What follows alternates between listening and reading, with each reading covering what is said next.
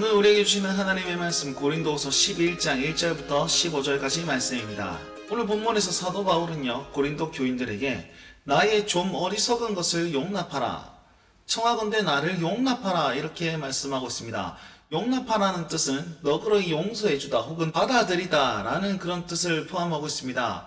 그러면 사도 바울이 왜 이런 말을 했을까요?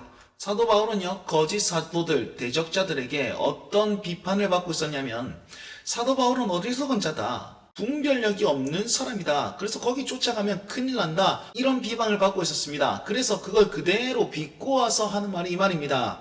나의 바보 같은 나의 모습을 너희가 좀 용서하고 나를 그대로 있는 그대로 좀 받아주시오 라고 하면서 고린도 교인들에게 자기를 따라달라고 말씀하고 있습니다.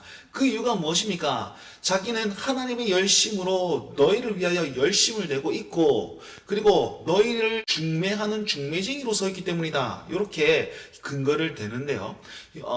이 당시 중매쟁이는요 신랑의 가장 친한 친구입니다.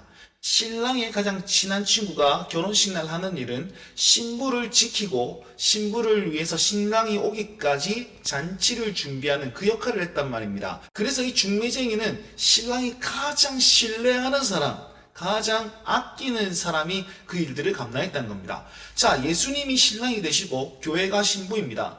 사도 바울은 자기가 중매쟁이라고 얘기하면서 이 둘 사이를 이어주는 관계며 예수님과 가장 친한 관계이다라는 사실을 비유적으로 이렇게 표현하고 있습니다. 자, 우리는요 누군가의 중매로 통해서 우리는 예수님을 믿었습니다. 중매쟁이는 나를 전도해준 전도자라고 이해할 수도 있겠고, 또한 우리 교회의 목사님, 목회자다라고 적용을 할 수도 있습니다.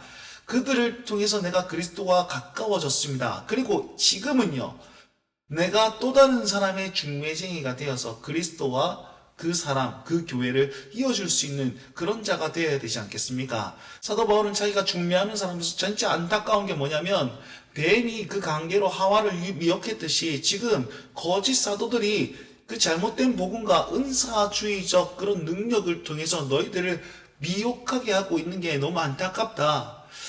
너희 마음이 그리스도를 향한 진실함과 깨끗함이 있어야 되는데, 이 성도의 기본 자세입니다. 우리는요 그리스도를 향한 진실함과 깨끗한 말이 있어야 됩니다. 근데 거짓 사도들이 여기에서 계속 미혹해서 떠나게 하고 부패하게 하는데, 이들의 행동은 다른 예수를 전파하고 다른 영을 받게 하고 다른 복음을 전파하는데, 이건 굉장히 너희가 잘 용납하는구나, 굉장히 쉽게 받아들이는구나. 사도 바울이 한탄하면서 이런 얘기를 합니다. 자기는 진짜 그리스도와 친한 하나님의 사람이며 너희를 아끼는 하나님의 열심으로 대하고 있는데 나는 용납하지 않고 비방하면서 저것들은 정말 쉽게 용납하고 있는 너희 모습이 안타깝구나 라는 말을 이렇게 전합니다. 그러면서 5절 말씀에 내가 그들보다 지극히 크다 일컫는 사도들보다 말은 조금 둔할지 모르나 지식에는 그들에게 비할 바가 못 된다. 그것을 모든 사람과 모든 일 가운데서 너희들이 경험했지 않느냐.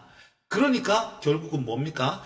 나를 용납하라 라고 얘기를 하고 있습니다.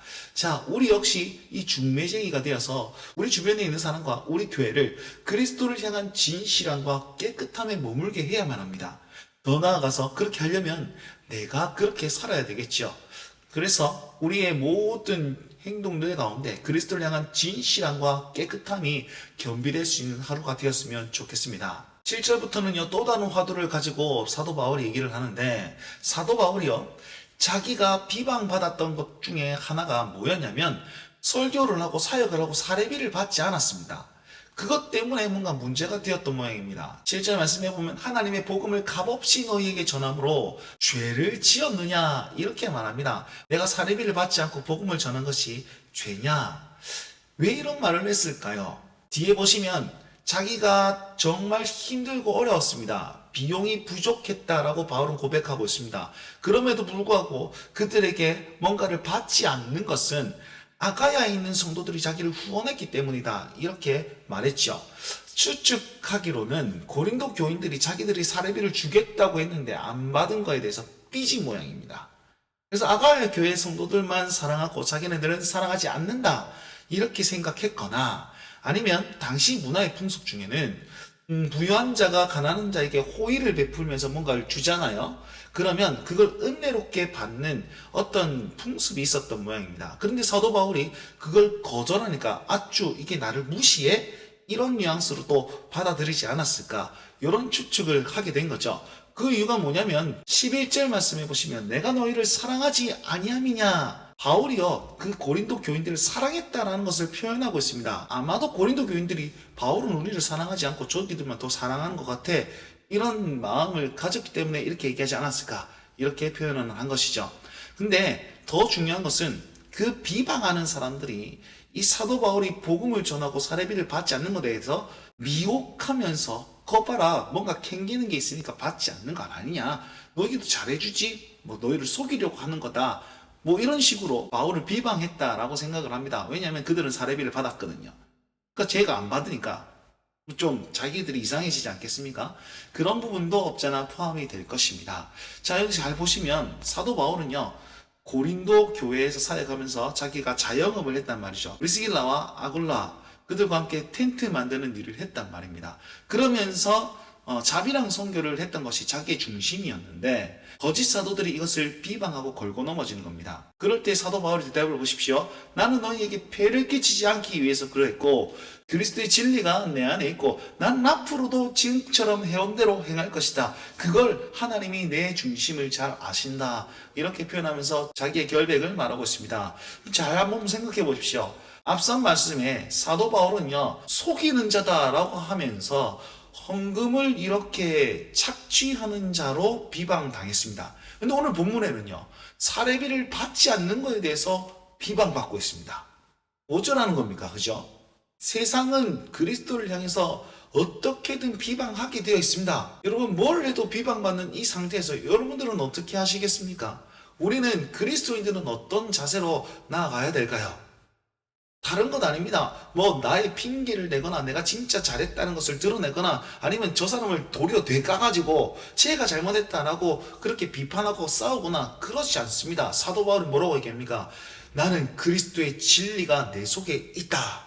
나는 지금까지 행하던 대로 그대로 한다. 내가 진실하다면 하나님 앞에 서 있어야 됩니다. 그리스도를 향한 깨끗함과 거룩함을 겸비하고 그리스도의 진리가 내 안에 있음을 드러내면서 예수 그리스도를 나타내는 그 자세가 필요하다는 겁니다. 괜히 내 이름에 상처받고 내가 손해본다 해서 혈기 부리는 것 그거 아니라는 거죠. 사도 바울은 꼭 그리스도를 탁 붙잡고 그 자리에 가만히 서 있는 것을 택했습니다. 비방자들은 뭐라고 그럽니까? 기회를 찾는 자들은 그 자랑하는 일로 인정받으려 합니다. 자기가 그리스도의 사도인 마냥 그렇게 드러내고 있습니다. 바울은요 이건 이상한 일이 아니라고 그럽니다. 사탄도 천사처럼 가장하면서 우리에게 접근한다. 그러니까 그건 대단한 일이 아니다. 결국엔 그들의 마지막 행위대로 나타날 것인데 사탄의 일꾼인지 의의 일꾼인지 반드시 드러나게 될 것이다. 그렇게 얘기를 하고 있습니다. 그래서 너희의 행동이 그리스도 안에 있길 바라고 자기 행동이 그리스도 안에 있음을 증명하면서 내가 의의 일꾼임을 나타내 보이고 있는 것이 오늘 본문 말씀입니다. 이 말씀을 듣고 있는 저와 여러분들은 사탄의 일꾼입니까? 의의 일꾼입니까? 자기를 자랑하는 자들, 자기를 드러내는 자들, 내 이름을 위해 사는 자들 사탄의 일꾼으로 말하고 있고 그리스도의 깨끗함과 거룩함, 그리스도의 진리를 품고 있는 자를 의의 일꾼으로 소개하고 있는데 우리의 삶은 과연 사탄의 일꾼을 드러내고 있습니까?